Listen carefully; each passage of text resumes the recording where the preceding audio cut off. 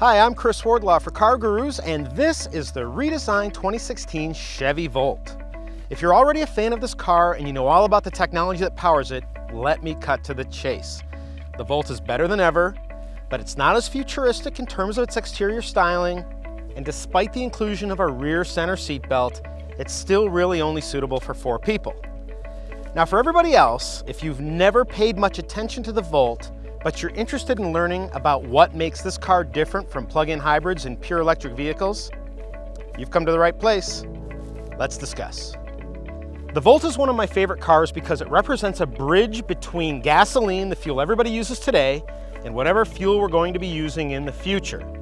Now personally, I'm a big fan of fuel cell technology like you see in the Toyota Mirai. The problem is that the fuel cell infrastructure barely exists, and that fuel isn't 100% green yet. With the advent of solar farms and wind farms and clean green electricity, maybe battery-powered vehicles will be what's in our future, especially considering that Tesla and Chevrolet, starting next year with the 2017 Bolt, have electric cars that'll go 200 miles or more on a single charge. Maybe electricity is the future. But the problem with pure electric vehicles is that eventually you have to recharge them, and recharging takes a lot longer than simply pulling into a gas station and refueling a conventional automobile. Plus, if you do have a charger bank somewhere near home or your office or wherever you happen to be shopping, and you arrive and there isn't an open slot, you can't recharge your electric vehicle. The brilliance of the Volt is that doesn't matter. The Volt eliminates all of that range anxiety because it operates as an electric vehicle, and then if the battery is depleted and you can't get it charged, it just switches over to a gasoline engine. But wait, you're thinking, doesn't a plug-in hybrid vehicle basically do the same thing as the Volt? Yes, but the difference here is that plug-in hybrid vehicles typically have about half the amount of electric range that the Volt does. What that means is when you buy a traditional plug-in hybrid vehicle, you're going to spend more on gasoline than you will with the Volt. In fact, Chevrolet says that based on the ownership experiences of people who have the first generation Volt, most people are going to be able to go about 1,000 miles between fill-ups at the gas station as long as they're regularly recharging the car. Let's talk about how the Volt's unique powertrain works. There are 3 main components here. The first is a 1.5-liter 4-cylinder gasoline engine that's tucked right here under the hood. It works in conjunction with an 18.4 kilowatt-hour lithium-ion T-shaped battery. The battery sits under the car, it runs under the center console, and then branches off behind and beneath the rear seats. The battery powers a dual-motor electric propulsion unit that drives the front wheels. Now, altogether, these components give the Volt 53 miles of expected driving range, depending on how you're driving and the topography. And then after that, the gasoline engine kicks in, and it basically supplies power to the battery, and then the battery sends it to the electric drive unit. There are circumstances where the engine will actually send power directly to the drive wheels, and that's when you're powering up a mountain grade, or maybe you've got the powertrain in sport mode and you're trying to pass somebody. But under other circumstances, this vehicle operates as an electric car. Now the way to think about this 4-cylinder gasoline engine is this, okay? Let's say you live in the Midwest somewhere and a storm comes ripping through, knocks the power out, and you've got a gasoline fueled generator in your garage. What you're gonna do is you're gonna get that baby out, you're gonna fire it up, you're gonna connect it to the house, and then your family's back in business. Same story here, same concept here. Now, altogether, once you've depleted the battery and you've run the fuel tank dry, you should be able to go 420 miles between the 2 components. So that's your maximum driving range. At that point, you've got to find either an electrical outlet or a gas station. But the beauty of this car is you can get in it right now today and drive from California, where we are right now, and I can be in Maine in 3 days and I never have to plug it in. All I have to do is visit the gas station. Okay, now that we've got all the basics out of the way, let's talk about the actual test vehicle that I'm driving today. It's the top trim level, it's the Volt Premier. It's got both option packages that add all the safety technologies, and it's got a navigation system. The price tag, including the destination charge, is $39,830. Now, let's pretty expensive for what's basically a small 5-door hatchback with an unusual powertrain. But here's the thing. Every Volt buyer is eligible for a $7,500 federal tax credit. And I don't know what it's like in other states, but here in California, you can also get a $1,500 rebate. So that brings the Volt's price down pretty significantly. My recommendation to you is if you're thinking about getting a Volt, go to Chevy's website. They've got all the details for all the different states right there on their website. Then you'll have a real good idea of what you're actually going to be paying for the car. So there are 4 different driving modes that you can choose from with the Chevy Volt. You've got normal, which is pure EV until the battery's depleted. You've got sport, which calibrates the powertrain to give you a little extra energy. You've got mountain, which helps you power up steep grades. And then you've got the hold driving mode, which holds electric propulsion. Now, the Volt is fairly quick. You can see we just left a red light. And here we come up on 60 miles an hour right there. So right off the line, it feels super fast. You can spin the tires really easily. And then it kind of plateaus. So, you know, the acceleration curve looks kind of like this. Woo! Okay, you like that little sound effect? That was pretty cool, wasn't it? I have little kids at home. You know, I do that stuff all the time. Anyway, Chevy says 0 to 60 happens in 8.4 seconds. That's quick, it's not fast. But when you take off from a stop, boy, does this thing feel speedy. I mean, it's no Tesla Model S, okay? So don't get all cocky and think you're going to win a drag race. But the Volt is pretty quick. It gets out of its own way. It leads the pack. It has no trouble merging onto a freeway. So with all the battery weight that's in this vehicle, it weighs between 3,500 and 4,000 pounds. That's pretty significant for a vehicle this size. But it's all mounted really low in the car. So the Volt feels really snug down to the ground. In fact, it's kind of got a It's not an unpleasantly stiff and choppy ride, but it definitely doesn't just glide down the road. The tires, unfortunately, are designed to maximize range. They're not designed to maximize grip on pavement. So this isn't really a car you want to go ripping down a mountain road in, even though it's got all the center of gravity is super low. Maybe if you put on a set of aftermarket wheels and tires, you might want to do that, but not with what comes stock from the factory. Another thing you need to know if you're not already a fan of the Volt is it really does drive just like a normal car. It's got a normal shifter, it's got normal steering, normal pedals. Everything is very intuitive, it's comfortable. You get in here, you automatically know how to drive it. It's not like the previous Volt, which was all futuristic. This is very conventional, and I think that for Chevrolet to expand the Volt's appeal, it's necessary. As far as the interior goes, this is a pretty snug car. Now, I am impressed by the range of travel for the front seats.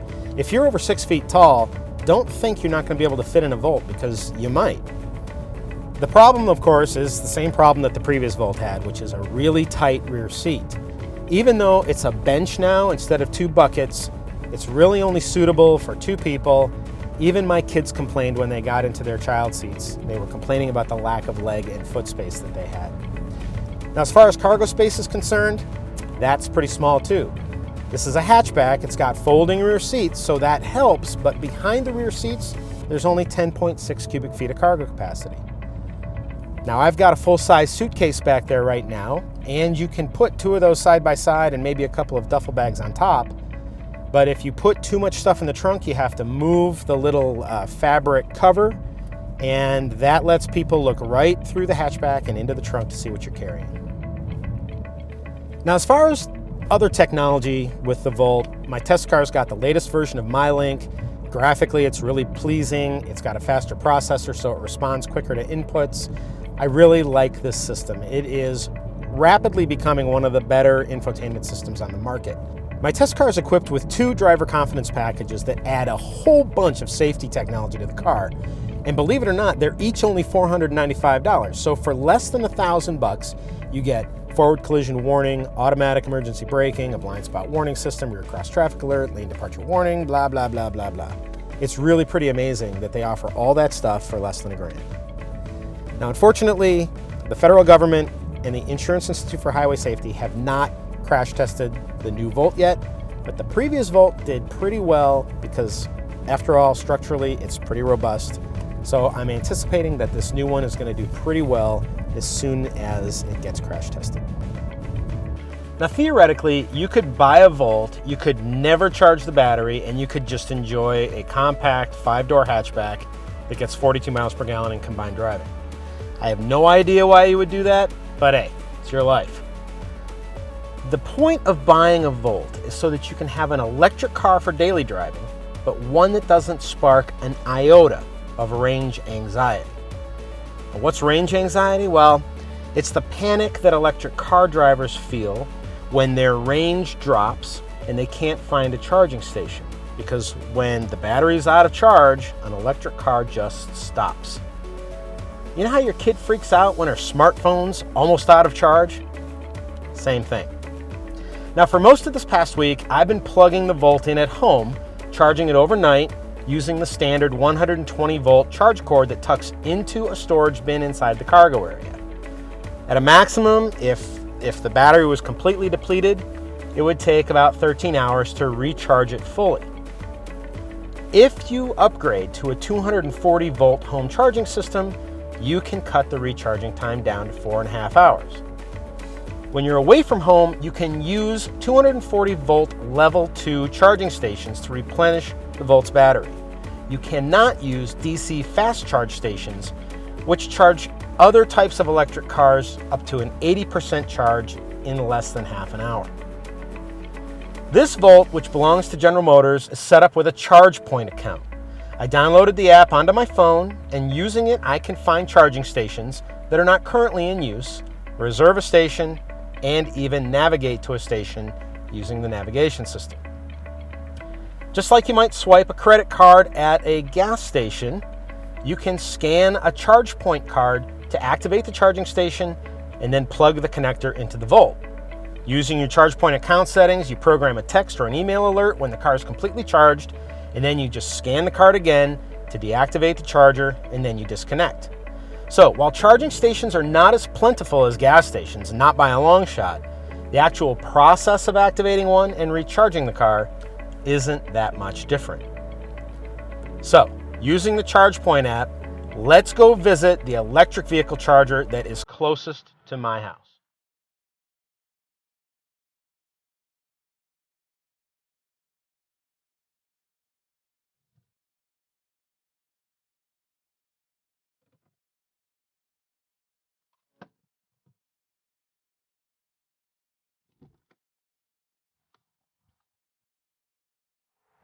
Okay, so we're at the charging station that's closest to my house. It's across the street from the library in the town where I live. And it's a really poorly maintained unit. The screen is kind of foggy and scratched up in the sunlight. I can't even read it. And I don't have high hopes. And as you can see, the charger's even just laying in the dirt. So let's check this out. This is where ChargePoint directed me. Let's keep that in mind. Now, the way this is supposed to work is you're supposed to scan this barcode and it's supposed to activate the charger, but there's no obvious way to do that here. So I don't know if I should do it here or here. This screen doesn't respond. There's no really easy way. I don't know. I don't have high hopes here. So let's see if I plug it in. Maybe it's a free one. Let's find out.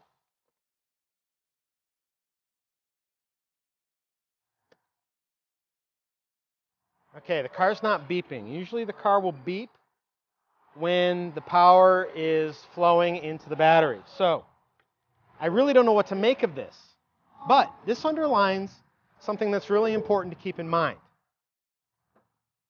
If I were driving a traditional electric car and the battery was really low and I was feeling range anxiety, and this is where I got directed, and this is what I came across, and I wasn't able to charge my car, I'd be freaking out right now. But because this is a Volt, I don't have to worry about it. At this point, maybe you think the Volt isn't that big a deal. And maybe you're right. But what I love about this car isn't the styling, it's not the quality of the interior, or even how it drives.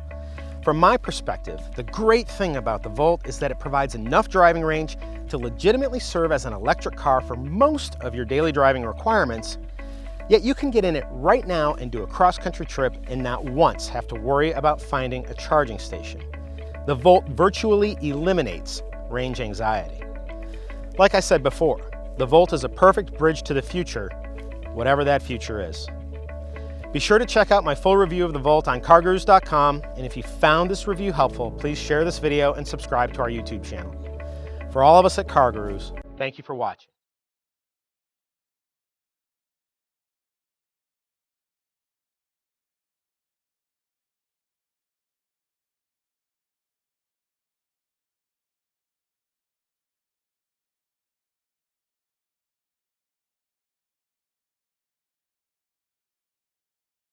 Mirai.